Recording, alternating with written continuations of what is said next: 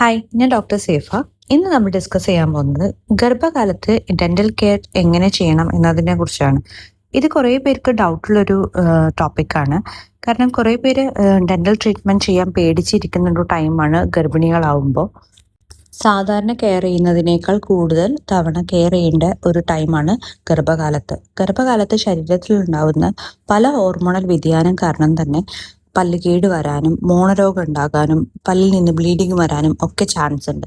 കൂടുതൽ പല്ല് കേടുള്ളവരും അതുപോലെ തന്നെ മോണരോഗം ഉള്ളവരൊക്കെ ഈ ഒരു ടൈമിൽ ശ്രദ്ധിക്കാതിരുന്നാൽ വായിലുള്ള ബാക്ടീരിയ നമ്മളുടെ ബ്ലഡിൽ കലർന്നിട്ട് അത് എൻഡോടോക്സിൻസ് പ്രൊഡ്യൂസ് ചെയ്തിട്ട് അത് പിന്നീട് ഒരു പ്രീ ടേം ഡെലിവറിയിലേക്കും കുഞ്ഞിൻ്റെ തൂക്കക്കുറവിനൊക്കെ ഒരു കാരണമാകുന്നുണ്ട്.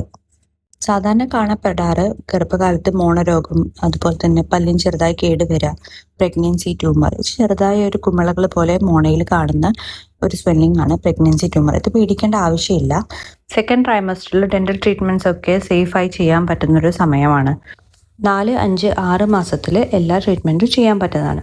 ഇതുപോലെ തന്നെ വല്ല എമർജൻസി സിറ്റുവേഷൻസ് വരികയാണെങ്കിൽ ഏത് മാസത്തിലും നമുക്ക് ചെയ്യാൻ പറ്റുന്നതാണ്. 2 തവണ ബ്രഷ് ചെയ്യാനും ഫ്ലോസ് ചെയ്യാനും മറക്കരുത്. അതുപോലെ തന്നെ ഹെൽത്തി ആയിട്ടുള്ള ഡയറ്റ് ഫോളോ ചെയ്യാനും മറക്കരുത്. ഈ വീഡിയോ നിങ്ങൾക്ക് ഇഷ്ടമായിട്ടുണ്ടെങ്കിൽ ഷെയർ ചെയ്യുക.